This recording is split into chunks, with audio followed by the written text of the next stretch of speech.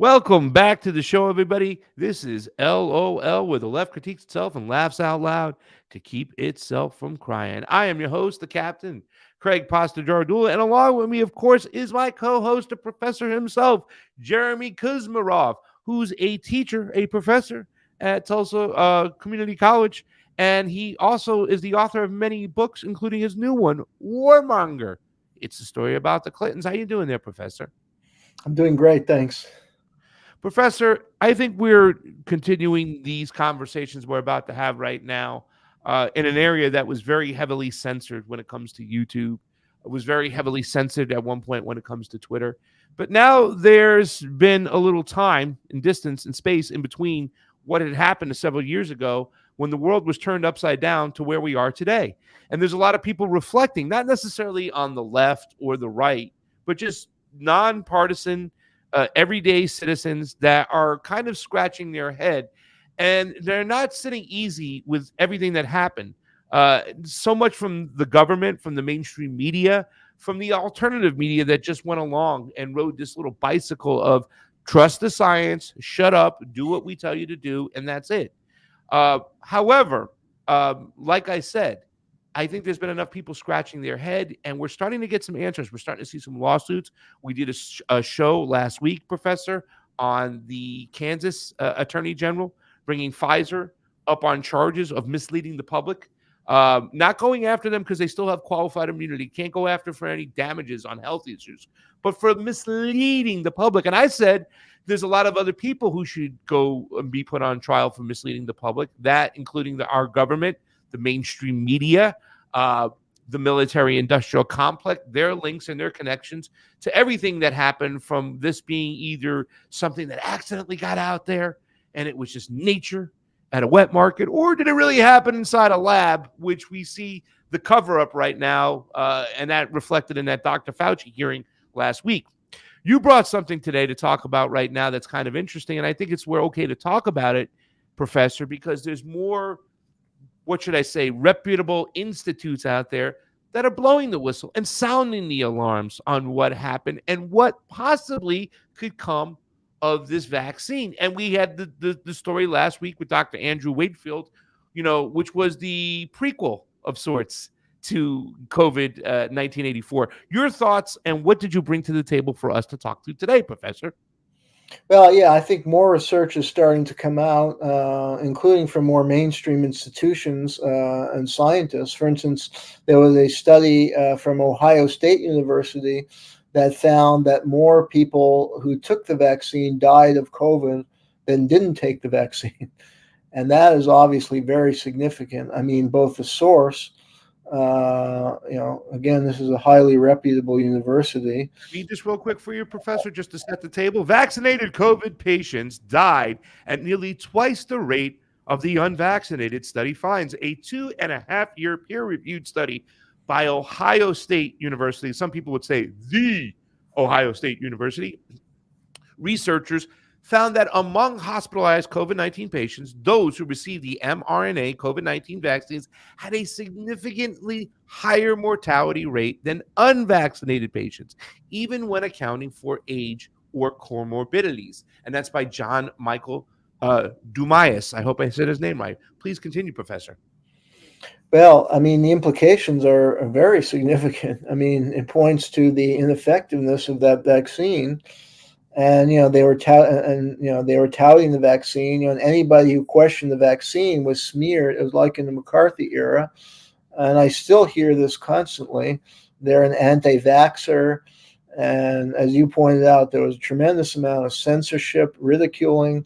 I attended a talk at the I guess it's a successor of the Left Forum about a month ago in New York at Long Island University, and there was a very good panel on COVID and the left. And this guy spoke quite eloquently, named Mitchell Cohen, who'd been involved in activism on the left since the 60s. And he said his old friend attacked him as a fascist. He was questioning the vaccine, and I guess he didn't want to be vaccinated, and he was questioning the dominant narrative.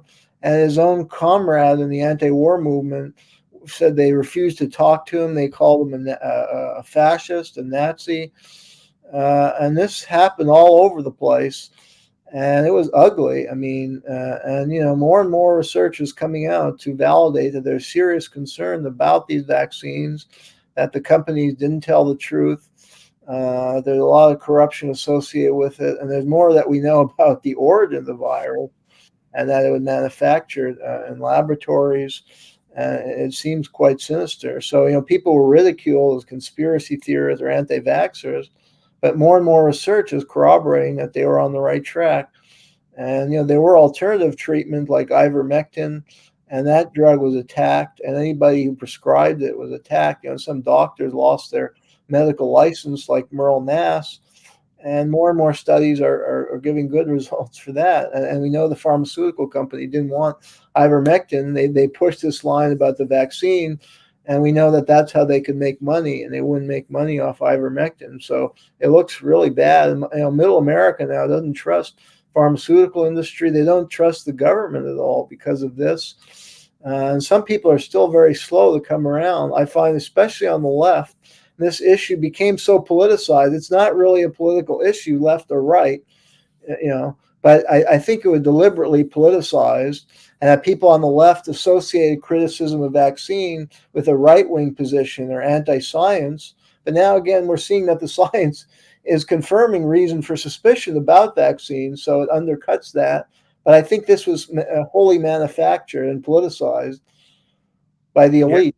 Divide and conquer strategy, polarizing the electorate, turning them against each other instead of people coming together against this oligarchy, like we were discussing, the Avril Harriman and the elite 1% who control the political structure. It really should be the Americans coming together against that oligarchy and revitalizing democracy. But the oligarchy doesn't want that, so they divide people and they create this artificial political division on these kind of issues.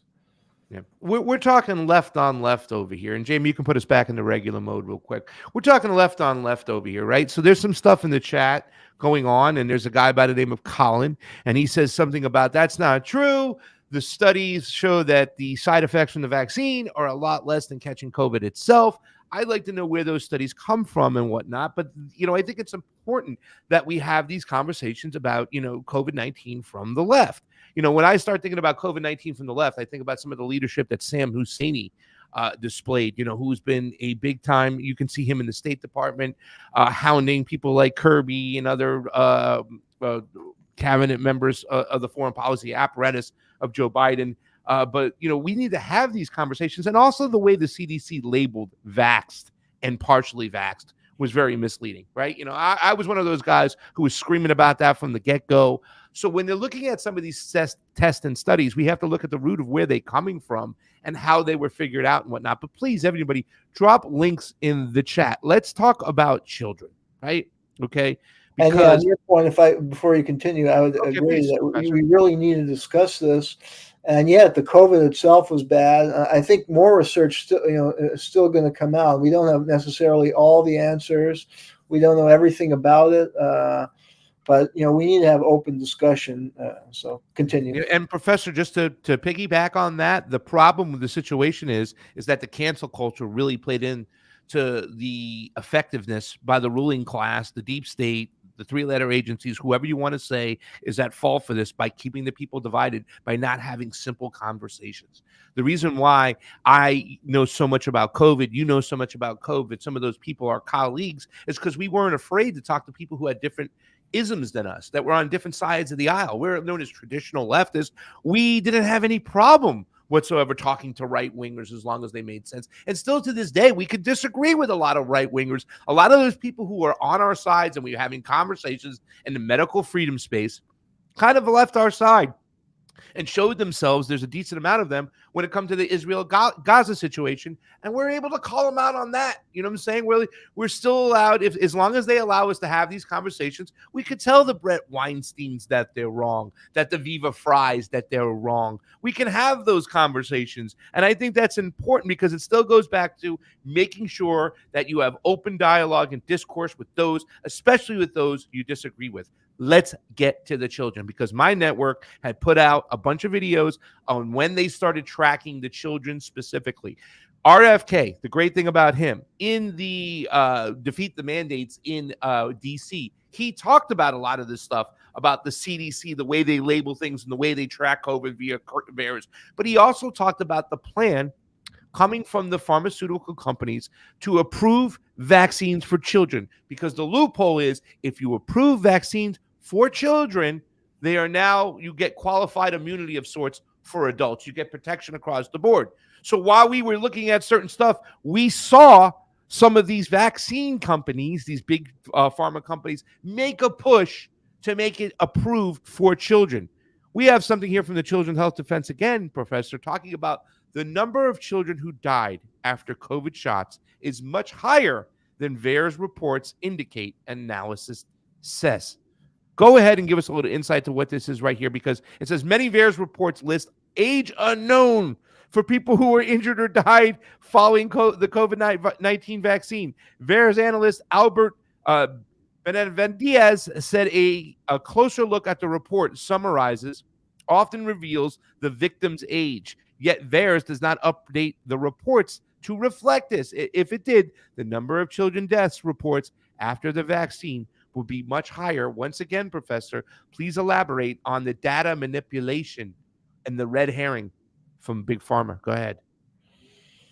Well, and there's another study you can bring up about menstrual issues about in girls with the vaccine. So, I mean, look, I'm not a medical expert, but from what I've read, I've read a fair amount, and I think people should, be open-minded and read these studies, and the Children's Health Defense summarize them in very legible way for people who are not scientists or doctors.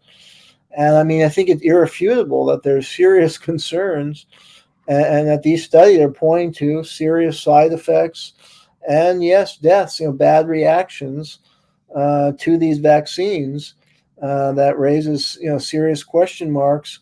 And all along, RFK Jr. was attacked as an anti-vaxxer, but all along he was warning that these vaccines hadn't been properly tested, and that there was this approach, maybe in the last 10 to 20 years, because we've discussed on the show related to the MMR vaccine and autism, that there's now this tendency to over-vaccinate, and they're pumping a lot of aluminum and other things into sometimes kids or people who may be vulnerable, and it's not tested enough, and there's this rush to make profit off these vaccines, and there are serious adverse consequences, and we needed a debate about this out in the open, in the public, and we need to rethink some of our vaccine policy and not just attack these people like RFK or doctors who are raising questions or producing studies that challenge the dominant approach. Once again, and just to kind of piggyback on something you said there, you said, I'm not a doctor. I don't know these things, but you don't really have to be a doctor when you look at some of these things, and just saying the way they collected the data itself. Yeah. It's in your face that it's going to be misleading. It doesn't really, a seventh grader can figure out, well, you're not going to get an accurate stat like that if that's the way you kind of, go out about these things and you look at them, if this is how you collect your data. I mean, the CDC is even admitted that the VAERS reporting, right, which is the one they gave us, which is supposed to be the best one that they have in their arsenal, is like 27 times underreported. That's according to them. And the interesting thing that I'm finding, Professor, and I don't know about you, but maybe you can give a little insight to this, isn't it interesting that a lot of the data that is being used in these lawsuits and as we're having these conversations is being used, is data coming from their own sources? In other words, in that lawsuit, that AG, I think his name is Chris Kobach, he used data from Freedom of Information Acts directly from Pfizer against Pfizer. Your thoughts? Exactly. Yeah, the evidence is very strong. Like, you don't have to be a doctor or scientific expert. You just see the study, you see the methodology, and now it's coming from more and more mainstream sources like Ohio State, mainstream universities are producing studies that would corroborate what other doctors who've been maligned or attacked have been saying all along. And we see that pattern often, when it comes to And that's what I don't understand. People on the left who are used to, critiquing the warfare state, or used to, these kind of voice in the wilderness who get attacked, who, criticize U.S. foreign policy, especially when there's a rush to war and there's this kind of war hysteria, and there's always a few kind of prophets who, point out now we have like Scott Ritter for Ukraine, or Ray McGovern, and these guys were often attacked. And, people on the left tend to defend them, or maybe not so much, but they should. But why don't they do the same for these doctors who were attacked? And many of them lost their medical license. Yeah. They faced persecution with this guy, Andy Wakefield. We had him last week. And all he was recommending was a separation of vaccine. And they attacked him as an anti-vaxxer. He lost his medical license. And yet all the parents were behind him. Like, they tried to claim he did some unethical tests to kids, but nobody was protesting him or angry at him. They were all on his side. So, and it was the mothers who had come to him and his group about the issue of autism. So why are they attacking him? I mean, he's serving his community, his patients. He's doing his duty as a medical professional. And, we should come to the defense of him. And he's bravely standing up to some powerful interests who want to compromise our health. I mean, I know luckily not myself because I've been healthy, but I've had members of my family who've been a victim of the efforts of the medical pharmaceutical establishment to over-medicate, over-prescribe when there are natural health remedies. And we know they're the profit incentive. So it is a general issue in our society. And it doesn't mean people in that movement are against the advances of science, but they want to ensure that there's an equilibrium and it doesn't go too far, which in cases it appears it's going too far, where the profit motive takes precedence and they're pumping medicine that people don't need, and they have dangerous side effects or potentially dangerous consequences. And we have to address this as a society. So there's one thing I want to close out with. We got about 7 minutes left, man. I can talk about this stuff all day long. And we're talking about, right, all right, so we have these situations happen. There are people who still don't have their license. You mentioned Meryl Nass. You mentioned Andrew Wakefield, who we had on the show. I think about all the New York medical workers that lost their job that still haven't given their job back because they refused to take the boop boop. But I want to concentrate for 1 second, Professor, on the people itself, meaning, the everyday, average, ordinary citizens that don't have a lot of power, that don't work in government. When I think about people, I think about that one video that The Last American Vagabond played. It was a crisis worker, a guy who was a paramedic in Hawaii that would run into the water and pull people out, who was certified in CPR. He was almost like a paramedic of sorts. He refused to take the vaccine, and they pulled away his livelihood. They pulled away his job. I think about people like Brooke Jackson, who I got to meet at the Mines Festival in Texas, who was one of the whistleblowers against the studies of this vaccine when it came out. I did a video with her and Pierre Corey and Jimmy Dore years ago. But I think about what she's doing today. She's in the court. She's just there fighting. This article we see right here about this photographer, right? Okay, this is once again, we the people who've had a life-changing moment for something that they were told was going to be safe, something that they were told they had to do to continue their livelihood, right? He goes, I said, I felt like I was dying. The news photographer injured by the COVID-19 booster is on a mission to change vaccine policy. In an interview with the Defender, Minneapolis, Minnesota photojournalist Craig Norcus described the debilitating health issues he's experienced after his second COVID-19 booster shot, the months of misdiagnosis, and how he finally found an effective alternative treatments. Professor, the everyday average person who's had something like this happen to them, that's lost a loved one, that went through craziness, that didn't get to say goodbye to a loved one, where do they stand moving forward when it comes to the whole COVID-19 situation? Well, I mean, I think it's great that they're fighting back, and I think the left in general, is in principle weary of large corporate monopoly, and how the profit motive can trump profit over people is often a slogan you hear people say on the left when it pertains to all kinds of policies, and that should be applied to these policies as well in the pharmaceutical industry, and how profit has taken precedence over everything, and this is a flaw inherent in capitalism. So I think left wing groups and parties should champion the cause of these kind of people who are battling these big corporations, whether it's whistleblowers, or it's individuals who feel they've been victimized. And in many cases, these are brave people who are challenging very powerful institutions who corrupted medicine. So we also want to show and highlight a little bit of what we've seen as far as Left for Dead, because the thing that's really a shame about this whole situation is that there are people who listened and did what they were supposed to do when it came to this shot, but then they were left behind. Take a look at this video really quickly about this National Guard who was pretty much left for dead. And they have evidence that it came from what? The COVID-19 vaccine. Take a listen. Watch. I'm 24 years old. I have had 3 heart attacks, a mini stroke, and I am now getting a pacemaker. What's to blame? The COVID vaccine, and that's when everything flipped upside down for me. So is this Army memo an acknowledgement that your heart condition is the result of the COVID vaccine? It 100% is. Were you left behind by the Army and the National Guard? I was left behind and trampled.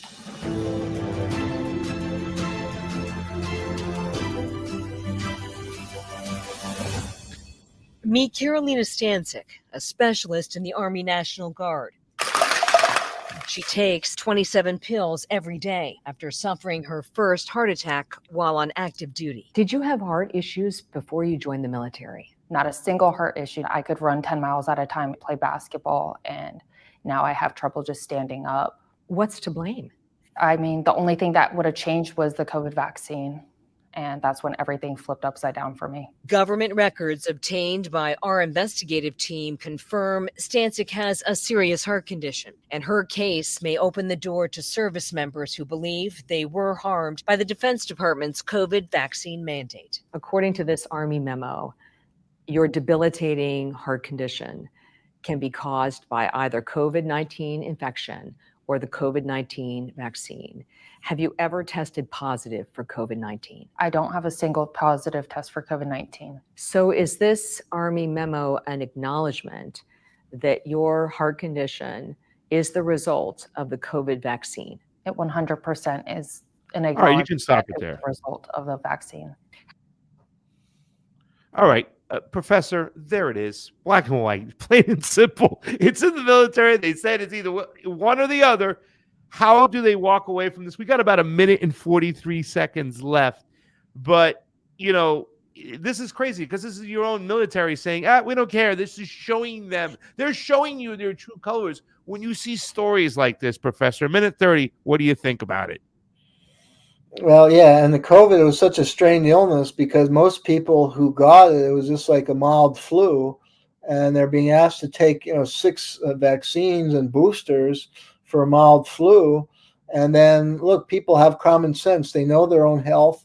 They know what may have thrown their health off. And we have to listen to people and patients, and that's what good doctors do. And it gets back to this guy Wakefield. They attacked him when he was listening to his patients. They know when things went bad for their own children, and he was trying to understand it better and diagnose it. And these are good doctors, and it's shameful that they're being attacked and maligned. Yeah, it's a sad thing when even the soldiers, right, for the 1,000 bases we have worldwide outside this country, even when the soldiers can't even be taken care of, you know that the ruling class does not care about you. Professor, we're going to wrap it up. We got about 30 seconds left. I just want to tell people, make sure that you have robust dialogue. Talk about what's going on. A lot of us were following the COVID-19 in actual time, so you don't have to hear new conversations. There's a lot of other conversations out there. Please take a listen. Please learn, educate yourself more on ways to take care of yourself and your own health. My name is Craig Pastor Jardula. I am the captain. This is LOL with my co-star and co-host, Jeremy Kuzmarov, the professor.